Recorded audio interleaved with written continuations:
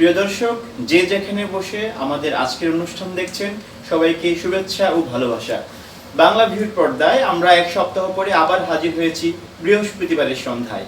বৃহস্পতিবারের সন্ধ্যায় আমরা নিয়ে আসি দুজন সৃষ্টিশীল এবং সাংগঠনিক মানুষকে। ধারাবাহিকতায় আজও আমার সাথে আছে সিলেট কৃষি বিশ্ববিদ্যালয়ের আর্ট ক্লাবের ইশরাক আল ইফাজ লাবন এবং সানজিদা আরফিন কথা। কেমন আছেন আপনারা? আছি ভালোই, আপনি কেমন আছেন? আমিও ভালো আছি। তো কেমন কাটছে ইউনিভার্সিটি লাইফ, কেমন কাটছে? প্রথমেই এই প্রশ্নই করি। দেখতে গেলে তো কেটে গেছে পুরোটা 4টা বছর। আপনি এখন কোন সেমিস্টারে আছেন? আমি এবার 4 টু তে আছি। 4 টু তে 6 মাস। কথা কোন সেমিস্টারে? আমি হচ্ছে সেকেন্ড ইয়ারে, মানে ট্যুর। তাহলে বোঝা যাচ্ছে যে মানে সিলেট কৃষি বিশ্ববিদ্যালয় আমরা জানি একটা টেকনিক্যাল ইউনিভার্সিটি। টেকনিক্যাল ইউনিভার্সিটির কিছু টেকনিক্যাল চাপ থাকে। এত চাপের ভিড়ে সংগঠন করছেন, সমস্যা হয় না? প্রথমেই আলফাজ দামান। আসলে যখন প্রথমে এসেছিলাম আমরা অনেক ছোট 1 এর যে ফার্স্ট সেমিস্টারে, তখন একটা প্রবাদ আছে না যে ইউনিভার্সিটিতে গেলে কোনো পড়াশোনা নাই। আচ্ছা, তো এই জিনিসটার পুরো বিশ্বাসী হয়ে এসেছিলাম। আসার পরে তো দেখলাম যে অনেক সংগঠন, অনেক কিছু। আমরা কিন্তু শুনতাম যখন এসএসসি পাস করার সময় থাকে তখন বলতো যে কলেজে উঠলে আর পড়াশোনা নাই। হ্যাঁ, কলেজ পাশের সময় এইচএসসি সময় ভার্সিটি উঠবি, বিন্দাস চলবি, চুল ঘোরাবি, এরকম। কিন্তু এরকম কি ওই ধারণাটা ছিল না, আসলে বিষয়টা এরকম না, জাস্ট অপোজিট, উল্টাটা। তো অনেকগুলো সংগঠন দেখেছিলাম, তো পছন্দ হয়েছিল, বিভিন্ন সংগঠনে কাজ করেছি। যখন আমরা আসছিলাম তো ওটা ছিল 2016 সালের শুরুর দিকে। তো সে সময় এখন প্রায় 3 বছর পার হয়ে গেছে, 4 নম্বর বছরের দিকে আর কি। তখন ক্যাম্পাসে এতটা সংগঠন ছিল না এখন বর্তমানে যতগুলো আছে। তবে আমি চেষ্টা করেছিলাম যতগুলো সংগঠনের সাথে যুক্ত থাকা যায়, জাস্ট ওই যে আছে না যে বিভিন্ন জিনিসের টেস্ট নাও আর কি, কোনটা কিরকম আর কি। তো অনেকগুলো সংগঠনে ছিলাম। তবে টেকনিক্যাল যে কথাটা বললেন ভাই আপনি, এটা কয়েক মাস যাওয়ার পরেই যখন বুঝতে পারলাম, টের পেয়েছি, তখনই আসলে অনেকগুলো সংগঠন থেকে বিচ্ছিন্ন হয়ে যেতে মূল জায়গাটাতে আমি কাজ করা শুরু করে দিয়েছি। তখন একটা মূল জায়গায় কাজ করা। এখন আপনি কি কি সংগঠনের সাথে যুক্ত আছেন কৃষি ইউনিভার্সিটিতে? বর্তমানে আমি 2টা সংগঠনের সাথে যুক্ত আছি।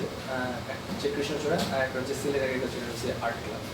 আপাতত আর্ট ক্লাব আসলে 2016-র মাঝামাঝি পর্যায়ে আমি, আমার কিছু ফ্রেন্ড, কিছু সিনিয়র ভাই মিলে আমরা নিজেরাই খুলছিলাম। তো প্রায় 3 বছর হয়ে গেল। তো সংগঠনের প্রতিষ্ঠাতা, জন্মের সাথে আপনার মানে একটা ইতিহাসের সাথে আপনি জড়িত হয়ে আছেন। এটা ভালো লাগে, অনেক ভালো লাগে। কেউ যখন বলে যে হ্যাঁ লাবণের ক্লাব অমুক সমুক, এটা শুনতে খুব ভালো লাগে। কথা আপনার কাছে আসে। আপনার নাম কথা কেন? আপনি কি বেশি কথা বলেন? আমি ভাইয়া বেসিক্যালি কম কথা বলি, এর জন্য মনে হয় কথা রাখছে। আসলে কথাটা ছোটবেলা থেকে কম বলতাম তো। আচ্ছা, আর বাবা মা মনে করেছে নাম কথা রাখলে বেশি কথা বলবে, আসলে তাহলে বাবা মা নামটা রাখেনি। কে রেখেছে নাম? কিছু হচ্ছে আমার আন্টি। তো এরকম আমি শুনেছি যে ছোটবেলায় সে একটা মুভি দেখেছে বা নাটক দেখেছে, ওখানে এই নামটা আনকমন হয়েছে, তো কথা রেখে দিছে। রেখে দেওয়ার পরে দেখে আমি আরো কম কথা বলি। তারপর হচ্ছে সবাই এখনো শুনতে হয় যে নাম কথা কিন্তু কম কথা বলিস, এগুলো তো নামের সাথে যাচ্ছে। কথা, আপনি এখানকার কোন ফ্যাকাল্টিতে পড়াশোনা করছেন? আমি হচ্ছে veterinary animal and biological sciences. আর লাবণ কোথায় পড়াশোনা করছেন? এগ্রিকালচার। আচ্ছা, এই যে পড়াশোনার চাপ, কথা একটু আগে লাবণ বলছিল যে টেকনিক্যাল ইউনিভার্সিটি টেকনিক্যাল চাপ, এবং সে এসেই অনেকগুলো সংগঠনের সাথে সে যুক্ত হয়েছে এবং দেখেছে কোথায় তার কাজ করার সম্ভাবনা রয়েছে। তারপর সে যখন বুঝতে পেরেছেন না আমার মূল জায়গাটা হচ্ছে আর্ট, আমি আর্ট নিয়েই থাকি। আপনার কি ইতিহাস? বলতে গেলে আমিও যখন প্রথম এসেছি তখনও প্রত্যেকটা সংগঠনের নাম দিয়েছি, মানে প্রত্যেকটা সংগঠনের এখানে ফর্ম ফিল আপের একটা ব্যবস্থা আছে, তো ওখানে যায় প্রত্যেকটা সংগঠনের নাম দেওয়া হয়েছে। কিন্তু তারপরে দেখি যে পড়াশোনার অনেক বেশি চাপ, কোনো সংগঠনে যাওয়া হচ্ছে না। তারপর দেখি যে আর্ট ক্লাব একটা সংগঠন আছে, ওখানে গেলাম, দেখলাম যে যারা আছেন সংগঠনে সবার সাথে ভালো, মোটামুটি আর্টটা তো শিখি নাই ছোটোবেলা থেকে, যতটুকু পারি ওনারা সাপোর্ট দিয়ে আসছেন, ওনারা সাহায্য করছেন, আর আলপনা করছি, আরও অনেক ধরনের কাজ করতে অনেক ভালো লাগছে। তারপর ভাবলাম সংগঠন যেটা করছি সেটা নিয়েই থাকি, এর জন্য আর্ট ক্লাবে আপনি এই আর্টের কাজটা কখন থেকে মূলত শুরু করেন? এই যে আপনার কখন ভালো লাগাটা শুরু হয়, একদম কি ক্লাস 1 থেকে যে ড্রয়িং ক্লাসে লাবণ? আপনি, আমার একটা গল্প আপনাদের সাথে শেয়ার করতে চাই, সেটা হচ্ছে গিয়ে আমি যখন ক্লাস 1 এ পড়ি তখন আমাদের দুইটা মানে এক্সট্রা কারিকুলার অ্যাক্টিভিটিসে মার্কস থাকতো, একটা হচ্ছে গান, একটা চার্ট। তো ক্লাসে স্যাররা এসে বলতো যে যারা যারা গান গাইবি তারা এই রুমে থাক, যারা আর্ট করবি তারা ওই ক্লাসে চলে যাবে। আমার দুই জায়গাতেই আগ্রহ ছিল, তো কেন জানি পরের আর্টটা ধরে রাখা হয়নি। তবে একটা ঠিক, যখন প্র্যাকটিক্যাল খাতা লেখার সময় আসতো ক্লাস 10 এ, আমি কিন্তু অনেক আমার বন্ধুদের প্র্যাকটিক্যাল খাতা লিখে দিতাম, ইভেন ইউনিভার্সিটিতেও। তো আপনারা আমি অনেক বেশি এক্সপেরিয়েন্স এই বিষয়ে। আপনার আর্টের যাত্রাটা কখন থেকে? আর্ট হচ্ছে যখন স্কুলে পড়তাম বা হচ্ছে কলেজে পড়তাম, তখন আমাদের ওখানে তেমন কোনো সংগঠন ছিল না, কেউ সংগঠন করতেও না। কিন্তু দেখতাম যে আমি যখন প্র্যাকটিক্যাল আঁকাতাম অনেক সুন্দর কপি করতে পারতাম, বই দেখে দেখে, শিখিও নাই কিন্তু কপি করতে পারি। সবাই বলে অনেক সুন্দর আঁকিস, ভালো একটা আর্ট নিয়ে কিছু একটা করতে পারবি। তারপর হচ্ছে কম্পিটিশনে নাম দিতাম আর দেখি ফার্স্ট হয়ে যেতাম। তারপর হচ্ছে এখানে ভার্সিটিতে আসলাম, এসে দেখলাম যে না, আমার মানে পছন্দের একটা জিনিস উপস্থাপন করার মতো একটা ক্লাব আছে, সংগঠন আছে, যেখানে আমি গেলে নিজে একটা কিছু করতে পারবো। তখন দেখি যে না, যাওয়া যায়। তারপর গেলাম, ভালো লাগলো, এখন মাঝে মাঝে করি, আর্ট করি। ঈশা খালিফাজ, আপনার গল্পটা কখন থেকে আর্ট শুরু করলেন? শুরুটা অনেক ছোটবেলা থেকে। কাকের টাইম পকেট ঠ্যাং দিয়ে একরকম। আমার আব্বু সিভিল ইঞ্জিনিয়ার ছিল, তো সে বাসাতে ওই সিভিল ইঞ্জিনিয়ারিং যে সিভিল ড্রয়িং গুলো রয়েছে, তো সেগুলো প্রায় সময় করতো। তো ওখান থেকে, আর ইনস্ট্রুমেন্ট ছিল তো অনেক, তো ওখান থেকে যে অনেকগুলো ইনস্ট্রুমেন্ট আছে, আব্বু কি করতেছে দেখি একটু ওটার উপরে আঁকাআঁকি কাটাকাটি করে, তো ওইখান থেকে আর কি ইনস্ট্রুমেন্টগুলো ট্রাই করতে করতে আঁকাআঁকি শুরু। আর এই আঁকাআঁকি শুরুর ফলে আমার আব্বুর যে কতগুলো এরকম সিভিল ড্রয়িং এর প্ল্যান নষ্ট হয়েছে, বাড়ি অনেকগুলো ইনফ্রাস্ট্রাকচার নষ্ট হয়েছে। তবে একটা জিনিস কি, তারা কখনো আমাকে ডিসকারেজ করেনি এর কারণে, বা মারধরও করেনি, যেন ঠিক আছে আঁকা হয়েছে। তো তাদের ওই সময়ের সাপোর্টটা এখনকার আমার মনে হয়েছে অনেক বড় সাপোর্ট ছিল ওই সময়, মানে এই পর্যন্ত পৌঁছাতে সাহায্য করেছে আমাকে। আচ্ছা, এত শিল্পের অনেক মাধ্যম আছে, গান, নাচ, অভিনয়, আবৃত্তি, অঙ্কন, এই সবগুলা মাধ্যম ছেড়ে এই একটা মাধ্যমের প্রতি আপনাদের ভালো লাগা, এটা কি আমি জন্মগতভাবে বলবো, নাকি আপনারা প্রকৃতিকে ভালোবাসেন, সেই প্রকৃতিটা পেন্সিলে ধারণ করতে বেশি ভালোবাসেন? লাবণ কেন আর কেন এত করতে আপনার এত ভালো লাগে? এটা আপনি যেমন বললেন যে জন্মগত একটা থাকতে পারে, যেহেতু আব্বু ওই দিক থেকেই ছিল, এটা হতে পারে। তবে আমার মনে হয় যে একটা জিনিস আছে যে ছোটবেলা থেকে জিনিসটা দেখি, ওটার প্রতি একটা মানে মনের অজান্তে ভালোবাসা তৈরি হয়ে যায়। মনের অজান্তে ভালোবাসা তৈরি হয়, সেই ভালোবাসাটাই আসলে পারফেক্ট ভালোবাসা। পারফেক্ট ভালোবাসা, হ্যাঁ। তো ওইভাবেই যে আঁকাইতে আমার খুব ভালো লাগতো। আমার কেন যেন মনে হতো যে জিনিসটা দেখতেছি, আমার বিশেষ করে ছোটবেলা থেকে কার্টুন আঁকাইতে, কার্টুন দেখতাম, আমার কাছে মনে হতো ওই ক্যারেক্টার যদি আমার কাছে থাকতো, এই টম এন্ড জেরি দেখতাম, টম এন্ড জেরি যদি আমার কাছে থাকতো তাহলে। প্রিয় কার্টুন কয়টা চরিত্র বলা যাবে? প্রিয় কার্টুন ভাই এখন তো ওই আগের যুগের কার্টুনগুলো নেই, তবে বরাবরের মতো এখনো আমার টম এন্ড জেরি খুব ভালো লাগে। টম এন্ড জেরি কার্টুনটা অনেক আগে থেকে দিতাম, এখনো তো বন্ধ হয়ে গেছে, দেখা হয় না, সময়ও হয় না, সুযোগ হয় না সেরকম। যে আপনি একটু আগে বলছিলেন যে আপনি প্র্যাকটিক্যাল খাতা এঁকে দিতেন, এরকম কোনো এক্সপেরিয়েন্স, আর্ট আপনি ভালো আর্ট জানেন, তার কোনো বাজে এক্সপেরিয়েন্স, ভালো এক্সপেরিয়েন্স বলতে হবে অনেকগুলো আছে, তার মধ্যে কিছু স্পেসিফিক বলি। আমি যখন আসলাম এখানে তখন কেউ জানতো না আর্টের ব্যাপারটা। আমার একটা ছোট প্যাড ছিল, যে প্যাডের মধ্যে বিভিন্ন জিনিস আঁকায় রাখতাম আর কি। তো এই প্যাডটা আমি যখন আসছিলাম আমার ব্যাগে করে নিয়ে আসছিলাম, তো প্রায় 1 মাস হয়ে গেছে ওটা বের করা হয়নি। তো আমি একদিন হঠাৎ করে বের করছি, তো আমার একটা ফ্রেন্ড দেখছে এই জিনিসটা যে এটা কার খাতা, লাবণের খাতা, তো এত সুন্দর আর্ট করছে। এই 1 মাস পরে এক্সপোজ হয়েছে ব্যাপারটা যে আমি আর্ট করতে পারি এরকম আর কি। এইভাবে ছড়ায় গেল চারদিকে। তারপরে কিছু কুচক্রি দল মনে করলো যে একে দিয়ে কাজটা হবে। হ্যাঁ, তারপরে এমন কোনো ব্যাচ নেই, এমন কোনো নেই, মানে আমি ফার্স্ট ইয়ারে থাকতেই ফাইনাল ইয়ার পর্যন্ত যতগুলো ছবি আছে সবগুলো আমার এখনো কমপ্লিট হয়েছে। কিন্তু সিনিয়র বড় ভাই থাকে যে তাদের দিয়ে ভাত আনায়, ওই খাবার দাবার আনায়, আপনার সিনিয়র ভাইরা নিশ্চয়ই তাদের প্র্যাকটিক্যাল খাতাগুলো আপনাকে দিলেন। প্র্যাকটিক্যাল খাতা এটাই ছিল। আচ্ছা, আর কথা, আপনার কোনো এক্সপেরিয়েন্স, এমন কোনো আর্ট কি করেছেন যা আপনার সোসাইটিতে বা আপনার নিজের ভালো লাগার কোনো আর্ট? আমার স্পেসিফিক বলতে গেলে তেমন কোনো আর্ট নাই, কারণ তো ছোটবেলা থেকে তেমন কোনো আর্ট শিখিনি। আর সব থেকে মূল কথা হচ্ছে যে আমি যখন আর্ট ক্লাবে এসেছি তখন আমাদের যে ক্যাম্পাসের একটা মানে ক্যাম্পাসের আর্ট ক্লাবের উদ্যোগে একটা বড় ক্যানভাস তৈরি করা হয়েছে এবং এটা শুনেছি আমি যে বাংলাদেশের সবচেয়ে বড় ক্যাম্পাস রিলেটেড ক্যাম্পাস, হ্যাঁ, সিলেট কৃষি বিশ্ববিদ্যালয় সবথেকে বড় ক্যাম্পাস। বাহ, এইটা আপনারা কিভাবে শুরু করেন? আইডিয়াটা কার মাথা থেকে আসলো? আইডিয়াটা লাবণের মাথা থেকে আসছে না? আসলে ভাইয়া আইডিয়াটা আসছিল যে সমীরদার মাথা থেকে, যে সমীর চন্দ্র দাস, তিনি আমাদের এমএসসি স্টুডেন্ট ছিলেন সে সময়, এখন অনেক বেশি সিনিয়র হয়ে জব করেন হয়তো। তো আইডিয়াটা এরকম আসছিল যে দাদা বারবার আমাকে বলতো যে লাবণ এবার বড় কিছু একটা করবো। এখন আমি দাদার সাথে এই বিষয়ে সবসময় আলোচনা করতাম, যেহেতু সাংগঠনিক ভাবেও তার সাথে একটা সম্পর্ক ছিল, তাছাড়া সংগঠন ছাড়াও আমার তার সাথে একটা আলাদা সম্পর্ক ছিল, ছোট ভাই বড় ভাইয়ের মতো সম্পর্ক। তো প্রায় সময় আমার সাথে আলোচনা লাবণ একটা বড় কিছু করা যায়। আচ্ছা। তো দাদা আসলে মেন আইডিয়াটা সেই দিয়েছিল, এবার যেটা করবো সেটা বড় করবো। তারপর দায়িত্ব দিল আমার উপর, যেটা করে বড় করবো, যা প্ল্যান করি বড় করে প্ল্যান করি। তো আমার মাথায় আসলে বড় করে তো একটা অনুষ্ঠান অর্গানাইজ করা যায়, অনেক কিছু করে, কিন্তু বড় করে আমি জিনিসটা চিন্তা করলাম বড় মানে আসলেই বড়। এই বড় থেকে আমরা চিন্তা করলাম যে একটা বড় ক্যানভাস বানাবো, যেটা মুক্তিযুদ্ধ রিলেটেড হবে। মুক্তিযুদ্ধ বলতে কি আসলে বাংলাদেশের আসার মানে বাংলাদেশ কোথা থেকে কোন পর্যায়ে পর্যন্ত এসেছে, এই টোটাল কাহিনীটা একটা 1947 সাল থেকে একদম 71 পর্যন্ত এই কাহিনীটা চমৎকার। আমি ক্যানভাসটা নিজেও দেখেছি এবং বাংলাদেশে খুব আলোচিত হয়েছে এই ক্যানভাসটা নিয়ে, কারণ আমাদের মুক্তিযুদ্ধ তো আমাদের একটা প্রাউডের জায়গা এবং সেটা কিভাবে আমাদের দেশটা জন্ম নিয়েছে সেটা আমরা আর্টের মাধ্যমে উপস্থাপন করেছি। বড় একটা বিল্ডিং এর মধ্যে আপনারা আমরা এক ঝলকে দেখলি ইতিহাসটা একটা উপন্যাস পড়ার মতো এক ঝলকে আমরা একটা পড়ে ফেললাম।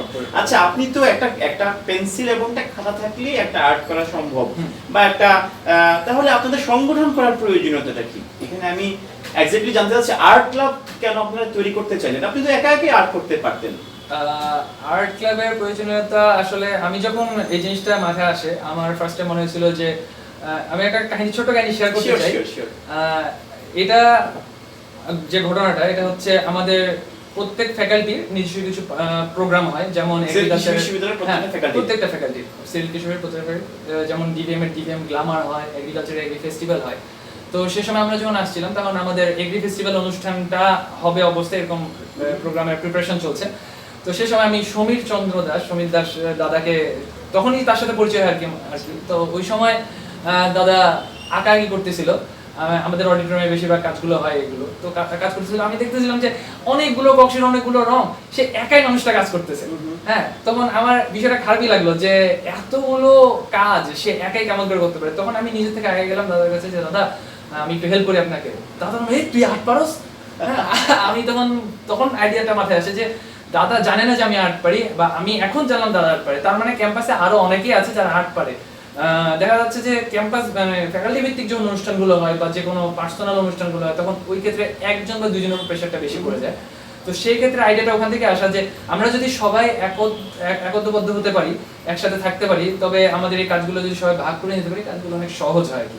তো সেখান থেকেই প্রিয় দর্শক শুনছিলেন বৃহস্পতিবারের সন্ধ্যায় সৃষ্টিশীল মানুষের কথা।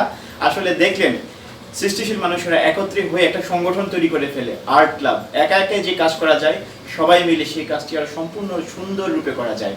আসলেই সৃষ্টিশীল মানুষেরা এক হলে যদি একটা নির্দিষ্ট ফোকাল পয়েন্ট থাকে, যে আপনি একটা ফোকাল পয়েন্ট ঠিক করেছেন লাবণ, আপনারা সবাই মিলে সেই ফোকাল পয়েন্টে যোগ দিয়েছেন, একটা সংগঠন হয়ে গেল। চমৎকার কাজ করছে সিলেট কৃষি বিশ্ববিদ্যালয় আর্ট ক্লাব। আচ্ছা, আমি আসলে এবার সংগঠনের বাইরে একটু যাই, আপনাদের ব্যক্তিগত জীবন নিয়ে আলোচনা করি। কথা, আপনার বাড়ি কোথায়? আপনি কি সিলেটেরই মেয়ে না কোত্থেকে এসেছেন? না ভাই, আমার বাড়ি হচ্ছে ময়মনসিংহ মুক্তাগাছা। আচ্ছা, মুক্তাগাছা, যেখানে মন্ডা ভালো পাওয়া যায়।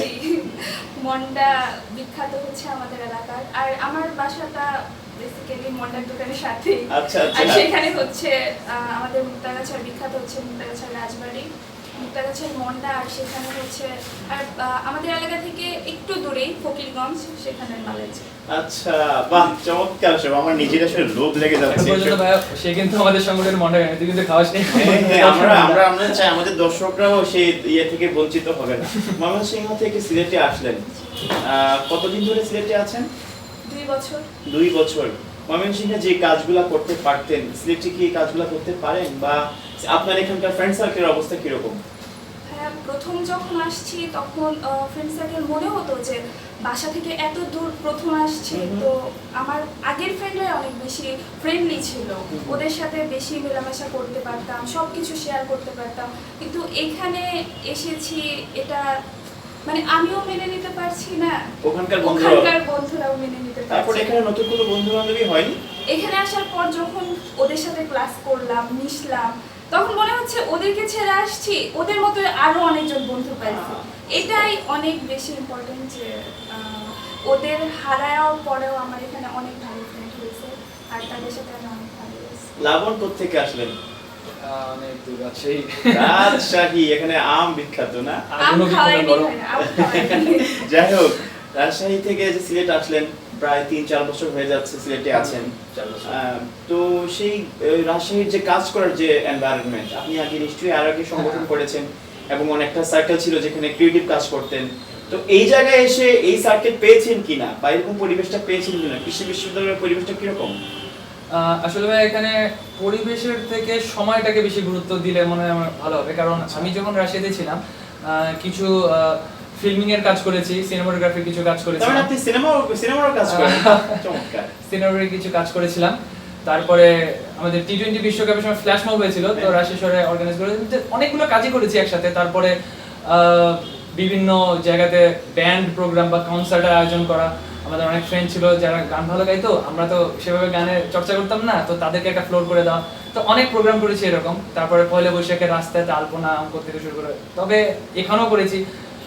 ওই সময় থেকে এই সময়ের যে তফাৎটা, যে ওখানে যে কাজগুলো করতাম, তো ওখানে প্রেশার কম ছিল আর সব জায়গাগুলো পরিচিত ছিল, তো এই কারণে একটা মানে প্রিভিলেজ পেয়েছি আর কি ওখানে। আর এইখানে আসলে প্রথম কথা যে আমি বাইরে থেকে এসেছি, সব জায়গায় পরিচিত না, কোথায় গেলে কতটুকু হেল্প পাওয়া যাবে এই বিষয় সম্পর্কেও টোটালটা কনসার্ন না। এই কারণে এখানে এই ক্ষেত্রে একটু বাধা হয়। তাছাড়া আদারওয়াইজ যে মানুষগুলোর সাথে কাজ করেছি, কিছু অনেক মানুষ পেয়েছি, সিনিয়র বড় ভাইরা ছিলেন, ছোট ভাইরা ছিলেন, আমার ব্যাচমেটরা ছিল, তো মানে অনেক হেল্পফুল ছিল। মানে দুই দিকের মজাটা আসলে দুই রকম। আচ্ছা, আপনাদের দুজনের কাছে আমার একটা প্রশ্ন থাকবে, যে সেটা হচ্ছে কি, বর্তমান যে আমরা একটা ইয়ের ভিতর দিয়ে যাচ্ছি, একটা সময়ের ভিতর দিয়ে যাচ্ছি, বাংলাদেশের অবস্থা কিন্তু খুব একটা যে আমরা মানে খুব ভালো একটা অবস্থায় আছি তা কিন্তু না। আমাদের তরুণরা কিন্তু অনেকেই এখন বিপদগামী। আমাদের তরুণরা এখন ভালো কাজের চেয়ে খারাপ কাজে বেশি দিকে ধাবিত হচ্ছে। পত্রিকা খুললে দেখা যাচ্ছে খুন, বন্ধুর সাথে বন্ধু খুন, আরো অনেক বাজে বাজে ঘটনাগুলো ঘটছে। এইসব থেকে বের হয়ে আপনারা পড়াশোনার পাশাপাশি বাজে কাজ বাদ দিয়ে আপনারা সংগঠন করছেন, এটা একটা অবশ্যই একটা ইন্সপায়ারিং একটা বিষয় বাংলাদেশের জন্য। আমরা যারা স্বপ্ন দেখি বাংলাদেশকে নিয়ে, তরুণ দিনে যারা স্বপ্ন দেখি, তাদের জন্য অবশ্যই ইন্সপায়ারেশন। কিভাবে আপনারা সংগঠনে যুক্ত হলেন, মানে এই চিন্তাটা কিভাবে আসলো যে আমি সোসাইটির জন্য, ক্যাম্পাসের জন্য কিছু কাজ করব, যে কাজগুলা আমার নিজের ডেভেলপমেন্টের জন্য, আমার সোসাইটি ডেভেলপমেন্টের জন্য ভালো হবে? তুই বল। হ্যাঁ, কথা প্রশ্নটা কি খুব বেশি গুরুগম্ভীর হয়ে গেল? তাহলে তেমন গুরুগম্ভীর হয়নি, মানে যখন খবর দেখি বা পত্রিকা পড়ি যে বাংলাদেশে এত কিছু হয়ে যাচ্ছে, আমরা শুধু দেখেই যাচ্ছি, কিছু করতে পারছি না দেশের জন্য, তখন খুব বেশি খারাপ লাগে যে আমাদের মতোই এত মানুষ এত অপরাধ করে যাচ্ছে, আমাদের মতোই মানুষরা এত ভালো কাজ রেখে খারাপ কাজের দিকে ধাবিত হচ্ছে। তো আমরা যদি দেশের জন্য একটা ভালো কাজ করে যেতে পারি, ওরাও কিন্তু একটা ভালো কাজের দৃষ্টান্ত রেখে গেলে ওরাও আসতে চাইবে, যে এটা হচ্ছে উদাহরণ যে আমাদের সমাজে এত ভালো কাজ করা যায়, আমাদের দেশকে প্রতিষ্ঠা করার জন্য এটাও করা যায়। এটা যখন ওনারা ভাবতে পারবে, বা যারা খারাপ কাজের দিকে যাচ্ছে বা তরুণ সমাজ যাদেরকে বলে, আমরা যদি এই দিকেই ধাবিত হই, তখন আমাদের মনে হয় যে আমাদের দেশ থেকে খারাপ কাজগুলো উঠে যাবে। আপনি এত চমৎকার করে বললেন, আপনি কি আর্ট বাদেও বিতর্ক, কবিতা আবৃত্তি এসব কিছু কখনো করতেন? না ভাইয়া, তেমন কিছু করতাম না, কবিতা আবৃত্তিটা করতাম। আসলে মনে একটা আসলে বলা হয় যারা কবিতার সাথে যুক্ত আছে তারা মানুষ খুন করতে পারে না। লাবণ, আপনার কাছে একই ধরনের প্রশ্নটা আমার ছিল, যে আপনারা অনেকে কিন্তু বিশ্ববিদ্যালয়ে পড়ার চান্সই পায়নি, অপরাধমূলক কাজে যুক্ত হয়ে পড়ছে। কেন আমাদের সোসাইটি, আমাদের সরকার কি তাদের সেই সব তরুণদেরকে প্যাট্রোনাইজ করতে পারছে না? আসলে ভাই আমি যে জিনিসটার প্রতি বেশি গুরুত্ব দিতে চাচ্ছি সেটা হচ্ছে গাইডলাইন। দেখা যাচ্ছে যে আমাদের সমাজে এই জিনিসটা এখন পর্যন্ত প্রচলিত আছে যে তুমি পড়াশোনাতে ভালো করতে পারছো না, তোমার লাইফ শেষ, আর কোনো ওয়ে নাই। বাট আসলে বিষয়টা কি আসলে এরকম কিনা এইটা যাচাই করে আসলে কেউ দেখে না। বা আমাদের যে পূর্ববর্তী জেনারেশন ছিল, মানে আমাদের বাবা মা বা চাচা চাচি যারাই ছিল আর কি, তারা হয়তোবা অনেক স্ট্রাগলিং করে এই পর্যন্ত এসেছে, অনেক সফল, অনেক সাকসেসের মুখ দেখেছে, কিন্তু আসলে তাদের সময় আর আমাদের সময়ের মধ্যে বিষয়গুলো কিন্তু পুরোটাই ভিন্ন। কারণ তারা যদি আমাদের এই যে বর্তমান প্রযুক্তিগুলোকে দোষারোপ করে যে হ্যাঁ তোমাদের এই সময় ফেসবুক আছে, তোমাদের সময় এই আছে, তারপরে ইউটিউব আছে, অমুক সমুক আছে, ইন্টারনেট আছে, আমাদের সময় ছিল না, এই কারণে তোমরা নষ্ট হয়ে যাচ্ছে, ব্যাপারটা হচ্ছে দোষারোপ করে কোনো লাভ নাই ভাই। কারণ আমাদেরকে এগুলো নিয়ে বাঁচতে হবে। কারণ একটা জিনিস কি, তাদের সময় যে টেকনোলজিগুলো ছিল সেই টেকনোলজিগুলো তাদের বাবার সময় ছিল না, এবং তাদের বাবার সময় যে টেকনোলজি ছিল তার বাবার সময় সেই টেকনোলজিগুলো ছিল না। অর্থাৎ প্রত্যেকটা জেনারেশন নতুন নতুন টেকনোলজির সাথে। আপনার সাথে আমি এই জায়গায় একটু অ্যাড করি, আসলে টেকনোলজি আসবে, নতুন নতুন টেকনোলজি আসবে, এই টেকনোলজিটাকে আমরা কিভাবে ব্যবহার করছি, এটার পারপাস পার্সপেক্টিভ ব্যবহারটা করতে পারছি, সেটা একটা বিষয়, এইটাই, তাই না? আর আপনি যে কথাটা বললেন যে সংগঠনে যুক্ত হওয়ার ব্যাপারটা, আমার কাছে মনে হয়েছে যে খারাপ কাজ আসলে কেউ ছোট থেকেই খারাপ না অবশ্যই। আর যারা খারাপ কাজ করে নিশ্চয়ই তার পারিপার্শ্বিক অবস্থার একটা তার উপর একটা ইফেক্ট পড়ে, এটার কারণেই সে খারাপ কাজগুলো করে। হয়তোবা তাকে ইন্সপায়ার দেওয়ার মতো কেউ থাকে না, বা সঠিক গাইডলাইন দেওয়ার মতো কেউ থাকে না, এই কারণে খারাপ কাজগুলো করে। আর আমরা সংগঠনটা বেছে নিয়েছি, এটা অবশ্যই সর্বপ্রথম ক্রেডিট দিতে হয় আমাদের নিজেদের বাবা মাকে। তাদের একটা অবশ্যই সাপোর্ট ছিল বলে এই কাজটা করতে পেরেছি। আপনি ভাইয়া অনেক ক্ষেত্রে দেখবেন যে অনেক মানে এস্টাবলিশড ফ্যামিলির ছেলেরাও কিন্তু অনেক খারাপ কাজ করে, কি কারণে? হয়তো বা প্রেসার, তাদের কিন্তু সবকিছুই আছে, অথচ খারাপ কাজ করার দরকারটা কি? ভালো এবং খারাপের পার্থক্যটা হয়তো তারা ধরতে পারছে না। এটাই এর জন্য আমি বলতে চাচ্ছি যে সঠিক গাইডলাইনটা অনেক গুরুত্বপূর্ণ। এছাড়াও যে সংগঠন আমরা যে করি, এটার কারণে আমরা চেষ্টা করি যে এটার মাধ্যমে কতটা ইন্টারেস্ট গ্রো করা যায় মানুষের মাধ্যমে। যত মজার মজার কাজে তোমরা আসো, এখানে আসো, ভালো লাগবে। এটা এমন না যে একটা অফিসিয়াল অর্গানাইজেশন, তোমাকে আসতে হবে রেগুলার, মানে একটা রুটিনের মধ্যে থাকতে হবে, বাধা ধরার গন্ডির মধ্যে থাকতে হবে। মানে ইউনিভার্সিটির অর্গানাইজেশনগুলো কিন্তু এরকম না। ঠিক তার উল্টো, যে এখানে আসলেই তুমি সম্পূর্ণরূপে স্বাধীন, তোমার যা ভালো লাগে তুমি এখানে তাই করতে পারবা। আর আমার মনে হয় যে তাদেরকে যদি এইভাবে ইন্সপিরেশন দেওয়া যায় যে তোমরা আসো, আমার বিশ্বাস যে হয়তো মানুষ খারাপ কাজ ছেড়ে। দর্শক শুনছিলেন চমৎকার সব কথাবার্তা। আসলে এই সমাজে যারা বর্তমানে তরুণ অবস্থায় রয়েছে তাদেরকে নিয়ে আমরা অনেক আশাবাদী। তাদের হাতে আসলে একসময় দেশ যাবে, এই যে সুন্দর সুন্দর করে তারা ভাবছে, এর ফল কিন্তু আমরা পাবো। আমরা বাংলাদেশ নিয়ে আসলেই অনেক আশাবাদী। আসলে আজ বাদে কাল ঈদ, বা দুদিন পরে ঈদ, আপনাদেরকে দেখেও একটা ঈদের একটা ফ্লেভার মনে হচ্ছে, যে সুন্দর করে সেজে এসেছেন। ছোটবেলার ঈদ, বড়বেলার ঈদ নিয়ে আমরা কথা বলবো। সবাইকে জানতে চাই এই বছরের ঈদের কি প্রিপারেশন কথা? ময়মনসিংহ তো চলে যাবেন, তাই না? ভার্সিটি বন্ধ হয়ে যাবে। হচ্ছে আমাদের সবথেকে, যারা ভার্সিটিতে পড়ে, সবথেকে আনন্দের বিষয় হচ্ছে আমরা ভার্সিটি থেকে দূর থেকে নিজের দেশে ফিরে যাচ্ছি, নিজের মায়ের কোলে ফিরে যাচ্ছি। এটাই হচ্ছে সবথেকে বড় আনন্দ। আর ঈদটা আমার মূলত এটাই যে আমি মাকে যেয়ে দেখি, বহুদিন পর পরিবারের সাথে সান্নিধ্যে যাব, অনেকদিন পর আমার ফ্যামিলির কাছে যাব, আমার পরিবারের কাছে যাব। আচ্ছা, আর লাবণের এবার ঈদের প্রিপারেশন? ঈদের প্রিপারেশন জবে থেকে ভার্সিটিতে উঠেছি তবে থেকে ঈদটা আসলে ওই পরিবারের সাথে একসাথে থাকাটাই ভালো লাগে। আর এলাকার যেসব বন্ধু বান্ধবরা রয়েছে তাদের সাথে আড্ডা দেওয়া। তবে আমার সবচেয়ে বেশি ইউনিভার্সিটিতে ওঠার পর যে জিনিসটা আমার সবচেয়ে বেশি এনজয় করি সেটা হচ্ছে জাস্ট জার্নিটা। আচ্ছা, মানে যখন প্রথম আসি আমি সিলেট থেকে রাজশাহী যাওয়াটা, মানে এটা দীর্ঘ প্রায় 13 ঘন্টার জার্নি, মানে অনেক লম্বা সময়, এবং এতটা ভালো লাগা কাজ করে আসলে বলে ব্যক্ত করার মতো না। আচ্ছা লাবণ, একবার আমরা কি করছিলাম জানেন? একবার আমরা চিন্তা করেছি যে এবারের ঈদে আমরা বাড়ি যাব না, আমরা সব বন্ধুরা সিলেট থাকবো, সবাই মিলে কয়েকজন নিজেরা গরু কিনে দিব, এরকম কিন্তু হয় মজার মজার। আচ্ছা, ছোটবেলার ঈদ আর বড়বেলার ঈদের মধ্যে কোনো পার্থক্য খুঁজে পান? আপনি ছোটবেলায় যেরকম মজা ছিল আর এখনকার মজাটা? সেলামিটা মিস করি এখন, মানে সেলামি এখন পাওয়া হয় না, এখন দিতে হয় বেশি, এটাই মিস করি। আর তাছাড়া তফাৎ তো আছেই, যে এক সময় ওই যে বাবা মার কাছে অনেক ধরনের বায়না করতাম, কারণ আমরাই তো সবচেয়ে পরিবারে ছোট ছিলাম, বাবা মা চাচা চাচুরা সবাই মিলে একসাথে আসতো। আর এখন যেহেতু বেশিরভাগ নিউক্লিয়ার ফ্যামিলি, ঈদটা মানে বড় পরিসর হওয়ার থেকে ছোট পরিসরে হয়, তবে খুব একটা তফাৎ না হলেও ওই বয়স বাড়ার যে ইফেক্টটা ওটা তো পড়ে, তাছাড়া অ্যাজ ইউজুয়াল। আচ্ছা, এবার একটু স্বপ্নের দিকে যাই। আপনারা যে স্বপ্ন নিয়ে বাঁচেন সেই স্বপ্নের পথে আপনারা অনেকেই কাজ করছেন, যেমন আপনার আর্টকে খুব ভালোবাসেন, নিশ্চয়ই আর্ট একটা স্বপ্ন, কিন্তু পরবর্তী প্রফেশনাল লাইফে আপনাদের কোনো স্বপ্ন নাই যে আর্ট নিয়ে কি কোনো একটা প্রতিষ্ঠান দাঁড় করে ফেলবেন, নাকি একদম চিত্রশিল্পী হিসেবে প্রফেশনালি আপনাদের সারা জীবনটা করবেন? প্রথম কথাটা থেকে শুনি, কি ড্রিম? আপনি ভেটেরিনারি অ্যানিমাল সায়েন্স পড়ছেন, একজন ডাক্তার হবেন, প্রাণী চিকিৎসক হবেন, এই দিকে ক্যারিয়ার করবেন, নাকি আর্টের দিকে ক্যারিয়ার করবেন, নাকি এর বাইরে অন্য কিছু, দেশের বাইরে চলে যাবেন কিনা? বলতে গেলে হচ্ছে আর্ট তো আমি তেমন করে কখনো শিখে আসিনি, এখানে ক্লাবে এসে জয়েন করেছি বা আর্টকে ভালো লাগে, আর্টটা আমি পাশাপাশি রাখবো, কিন্তু এটা আমার স্বপ্ন না যে আমি আর্টের কোনো একটা প্রতিষ্ঠান করবো, আর্ট বিষয়ে কোনো কিছু ভাববো, চিন্তা করবো। আমার স্বপ্ন যেহেতু এই দেশে আছি, বাংলাদেশে, তো দেশের জন্য কিছু একটা করবো বা দেশের ভালোর জন্য নিজের পায়ে নিজে দাঁড়াবো। আচ্ছা, মানে একদম চাকরি দিতে চান না, নাকি নিজেই চাকরি দিবেন এরকম কোনো প্ল্যান? আগে চাকরি করবো, তারপর চাকরি দিব। মানে চাকরি একটা দিবেন, কর্মসংস্থানে তৈরি করবেন, নিজের পায়ে দাঁড়াবেন, এটাই স্বপ্ন। এটাই স্বপ্ন। আচ্ছা, লাভন, চমৎকার। তার স্বপ্ন তো তোমার শুনলাম। আসলে বাঙালি মেয়েরা, আমাদের দেশে বাঙালি মেয়েরা এখন পর্যন্ত মানে অনেক প্রতিকূলতার মধ্য দিয়ে যাচ্ছে, তাই না? তো সেই জায়গা থেকে মেয়েরা কিন্তু এখন বিশ্ববিদ্যালয়ে প্রায় ছেলেদের অর্ধেক। এটা খুবই ইন্সপায়ারিং একটা বিষয়, এবং বেশি দেখা যায়, অনেক জায়গায় অনেক ক্লাসে বেশিও দেখা যায়, যেমন এবার এগ্রিকালচারের মনে হয় বেশি। তো সেই জায়গায় ইউনিভার্সিটিতে মেয়েরা পড়াশোনা করছে, এবং যেখানে আমরা ভাবতাম না, পুলিশে তারা চাকরি করছে, ডাক্তার হচ্ছে, ভেটেরিনারিয়ান হচ্ছে, পাইলট হচ্ছে, রেল চালাচ্ছে, সেই জায়গায় মেয়েরা অনেক দূর এগিয়েছে। এবং আমরা এই জায়গায় ইন্সপায়ারেশন পাচ্ছি এই কারণে যে কথা দেখেন, আজকে কথা এখানে জলদস্যুর সাথে সে বলেছে, দৃপ্তভাবে বলেছে, আমি নিজের পায়ে দাঁড়াবো। লাবণ, আপনার স্বপ্নটা? স্বপ্ন ভাই, যেহেতু এগ্রিকালচারে আছি, 4টা বছর এই সেক্টরেই ছিলাম, যদি এই সেক্টর থেকে কোনো কিছু না করি এটা আসলে বেইমানি করা হবে। তবে বেইমানি না, সরকার আমাদেরকে এই পিছনে টাকা ঢালতেছে, সরকারকে বা দেশকে আমাদের কিছু দিতে হবে।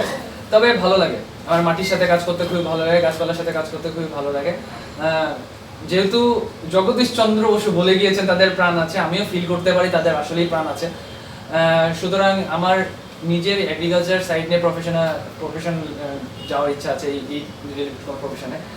আর পাশাপাশি আর্ট রিলেটেড যদি প্রফেশনে যাওয়ার বলতে আমার ইচ্ছা আছে একটা আর্ট স্কুল দেওয়ার, ছোট ছোট বাচ্চাদেরকে। যদি, কারণ আমার কাছে ভাই মনে হয় যে যারা আঁকায় তাদের মনের যে কোনো অবস্থা, আবেগটা তারা ছবির মাধ্যমে প্রকাশ করতে পারে, এবং সেক্ষেত্রে অনেকটা হয় কি, কেউ যদি দুঃখ থাকে আঁকাইলে কিন্তু অনেক দুঃখ লাঘব হয়ে যায়। হ্যাঁ, এটা একটা দুঃখ লাঘব করার একটা মাধ্যম হতে পারে। তো যাই হোক, আমার একটা আর্ট স্কুল দেওয়ার ইচ্ছা আছে ভবিষ্যতে, আর সেই সাথে আমার এগ্রিকালচার নিয়ে প্রফেশন এটুকুই, বাইরে যাওয়ার ইচ্ছা আছে। আচ্ছা, বিশ্ববিদ্যালয়ে তো পড়াশোনা করছেন, কৃষি বিশ্ববিদ্যালয়ে, সেখানে কাজ করতে আবার সংগঠন করছেন, আপনার বিশ্ববিদ্যালয়ের প্রশাসন এবং শিক্ষকরা কি আপনাদেরকে হেল্প করে? অনেক সাপোর্ট দেয়। সংগঠনের ক্ষেত্রে অনেক সময় বলে না যে কালকে আপনারা তো শুনেছি যে আর্ট ক্লাবের পাশাপাশি আরেকটা সাংস্কৃতিক সংগঠন কৃষ্ণচূড়ার সাথে যুক্ত আছে, তো যখন রিহার্সাল থাকে টিচাররা কোনো ঝামেলা করে না? না, এটা আমি 4 বছর ধরে আছি, আমি এখন পর্যন্ত সেরকম ঝামেলা দেখিনি, তবে অনেক সাপোর্ট দেয় তারা, অনেক সাপোর্ট দেয়। কিছু কিছু ক্ষেত্রে হয়তো দেখা যায় যে পরীক্ষার বিষয়গুলো পার্টিকুলার কিছু শিক্ষক হয়তো কনসিডার করে না, তবে আমরা এই পার্টিকুলার বিষয়গুলোতে না যাওয়াটাই ভালো। সবাই হেল্প করে, সবাই হেল্প করে, অনেক হেল্প করে। আচ্ছা, এই যে একটা স্টারডম কিন্তু যারা সংগঠন করে বিশ্ববিদ্যালয়ে, যারা একটু সেলিব্রিটি টাইপের থাকে, যে ছেলেটা ভালো আঁকে, এই ছেলেটা সংগঠন করে, এই মেয়েটা ভালো গান গায়, তা স্টারডম কাজ করে না? ভার্সিটির অন্যান্য ছাত্রছাত্রীদের সাথে আপনাদের একটু পার্থক্য আছে, যে সাধারণ ছাত্রছাত্রী যে ক্লাসে যায়, ক্লাস থেকে ফিরে পড়াশোনা করে প্র্যাকটিক্যাল লিখে এরকম একটা, আরেকটা আছে ক্লাস থেকে ফিরে অর্গানাইজেশনে যায়, তাদেরকে সবাই চিনে, তাদেরকে সবাই ভালোবাসে। আমি যতটুকু জানি আপনাদের দুজনকেও বিশ্ববিদ্যালয়ের মানুষ অনেক ভালোবাসে, এটা কেমন এনজয় করেন? কি বলাকে, আমি তো বলছি কখন থেকে। আমি করি, কারণ হচ্ছে ধরেন আমাদের ক্যাম্পাসে বা আমাদের ফ্যাকাল্টিতে কোনো একটা প্রোগ্রাম হবে বা কোনো একটা পরে একটা কিছু অ্যারেঞ্জ করা হবে, তখন কোনো একটা ডিসিশন নেওয়ার জন্য তারা আমাকে ডাকে, যে বলে যে আর তো কথা ভালো পারিস, তো তুই এটা একটু দেখ কিভাবে ম্যানেজমেন্ট করা যায়, কিভাবে আগালে এই জিনিসটা আরো বেশি সুন্দর করা যায়। তখন মনে হয় যে না, আর্ট পারি, এতে যে এত বেশি প্রায়োরিটিটা পাই, এটা আমার অনেক বেশি ভালো লাগে আর অনেক বেশি এনজয় করি। লাবণ, 4 বছর হয়ে গেল, ওই জিনিসটা ভাইয়া ছিল ওদের লেভেল পর্যন্ত, যখন ওদের সমান ছিলাম, আমরা তো ছোট ছিলাম যখন, তখন মনে হতো যে হ্যাঁ খুব ভালো লাগতেছে, সবাই নাম বলতেছে। ওই ঠেলাটা পাইছিলাম ফার্স্ট ইয়ারে, প্র্যাকটিক্যাল এটা মানে ডিমেরিটস আর কি, মানে ওই যে বলে না যে বেশি নাম হয়ে গেলে যেটা হয় আর কি। তবে আপনি মনে একটু নিরিবিলি থাকতেই পছন্দ করেন, একটা ভালো লাগে, অতটা মানুষ বেশি ভালো লাগে না খুব একটা, এরকম কিছু ভালো লাগে। তবে একটা পার্টিকুলার দিনের একটা পার্টিকুলার সময় আমি আমার একান্ত ব্যক্তিগত রাখাটা পছন্দ করি, কারণ একা থাকতে ভালো লাগে আর কি, ভাবার সময় পাওয়া যায়, মানে একটা জিনিস নিয়ে ভাবার। তো যাই হোক, ওইদিকে যাবো না, যেটা বলছিলাম ভালো লাগে। আর এখন যেহেতু প্রায় শেষের দিকে, এখন ওদেরকে সামলাতেই সময় যায় আমাদের, যে ওদেরকে দিক নির্দেশনা দিতে যে তোরা এইভাবে কাজগুলো কর, তাহলে এইভাবে হবে। কারণ যেহেতু আমাদেরকে ছেড়ে চলে যেতে হবে এবং থাকবে কিন্তু ওরাই, আগামী 2-3 বছর পর্যন্ত ওরাই থাকবে। এবং সংগঠন, যে কোনো সংগঠন যে করুক না কেন, সংগঠন যে যতগুলো আছে সেগুলোকে তো এগিয়ে নিয়ে যেতে হবে। এবং নিয়ম তো এটাই যে কেউ ছেড়ে যাবে, কেউ থাকবে, তারা ছেড়ে যাবে, পরবর্তী জন থাকবে। তো এই কারণে এখন এইভাবে সময়গুলো যায় আর কি আমাদের, তাদেরকে নির্দেশনা দিতে। তবে খুব ভালো লাগে যখন ওই যে কথা যেটা বললো যে ওই যে সিনিয়র ভাইদের হিসেবে একটা এক্সট্রা শ্রদ্ধা পাওয়া যায় না, সবাই কিন্তু এই শ্রদ্ধাটা পায় না। ভাইয়া ভাইয়া বলে যখন ক্লাসে হাঁটে, যখন ক্লাসে ডাকে, সবাই আলাদা একটু ভালো লাগে কাজ করে না। হ্যাঁ, এটাই। আচ্ছা, সংগঠনের মজাটা আসলে এইটাই যে একটা চেইন অফ কমান্ড থাকে, যে দেখা যায় কি যারা নতুন যারা আসলো তাদের সাথে বড়দের একটা সম্পর্ক তৈরি হয়, শ্রদ্ধা, স্নেহ, ভালোবাসা, এরকমটা সম্পর্ক তৈরি হয়। প্রিয় দর্শক, আমরা বৃহস্পতিবারের সন্ধ্যায় একদম শেষ পর্যায়ে চলে এসেছি। এতক্ষণ আমরা শুনছিলাম সিলেট কৃষি বিশ্ববিদ্যালয় আর্ট ক্লাবের গল্প, শুনছিলাম লাবণের গল্প, শুনছিলাম কথার গল্প। গল্পে গল্পে আমাদের অনুষ্ঠানটি শেষ হয়ে আসলো। সামনে ঈদ, ত্যাগের মহিমায় সারা বাংলাদেশের মানুষ উৎসব পালন করবে, মুসলমানদের সবচেয়ে বড় দ্বিতীয় ধর্মীয় উৎসব ঈদুল আজহা। এবং মানুষকে উপকারের জন্য যে জায়গাটা তৈরি হয়েছে, চারদিকে মানবিকতা খুব লোপ পাচ্ছে। আমি মনে হয় ঈদকে সামনে রেখে এই কথাটা খুব ভালো রেখে বলতে চাই, আমাদের সবার মধ্যে, শুধু তরুণদের মধ্যে নয়, মানবিক আমরা হই, আমরা মানুষ হই। সবাই আমরা সুস্থ থাকি। আগামী বৃহস্পতিবার আবার দেখা হবে। ততদিন পর্যন্ত সুস্থ থাকুন।